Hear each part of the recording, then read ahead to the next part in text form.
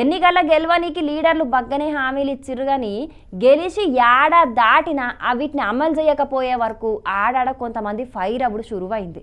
మొన్న ఎమ్మెల్యే వాకిటి శ్రీహరన్న కళ్యాణలక్ష్మి చెక్కులు వంచుతుంటే తులం బంగారం ఏదని అడిగిన ముచ్చట చూసినాం కదా.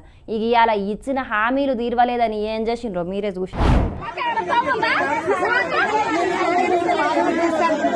ఇగో ఈడ జనాలు చుట్టుముట్టిన కారు ఎవ్వల్దంటే Congress party MLA Kasireddy Narayana Reddy, MP Mallu రవిది. రంగారెడ్డి జిల్లా మాడుగుల మండల పరిధిలున్న ఊళ్ళల్లా అభివృద్ధి పనుల శంకుస్థాపనలు చేయనీకత్తే ఇచ్చిన హామీలు ఎప్పుడు తీరుస్తారని ఇట్లా అడ్డుకున్నారు. రైతు బంధు ఇస్తలేరు, మహిళలకు 2500 ఇస్తలేరు, రుణమాఫీ కాలేదు, ఇవన్నీ చెయ్యకుండా ఎందుకచ్చిరని నిలదీసిండ్రు. ఇక ఇర్విన్ అనే ఊరిని మండల కేంద్రం చెయ్యాలే, ఇర్విన్ రిజర్వాయర్ ను రద్దు చెయ్యాలనని ప్లక్కార్డులు పట్టుకొని నిరసన చేసిండ్రు. ఇదిట్లుంటే ఇటు విద్యార్థులు కూడా ఇయ్యాల గీ తీర్గ నిరసన తెలిపిండ్రు. గవర్నమెంట్ స్కూటీలు ఇస్తా అని చెప్పి ఇవ్వలేదు, అందుకే మేము ఉద్యమం చేస్తున్నాము, మా స్కూటీలు మాకు కావాలి.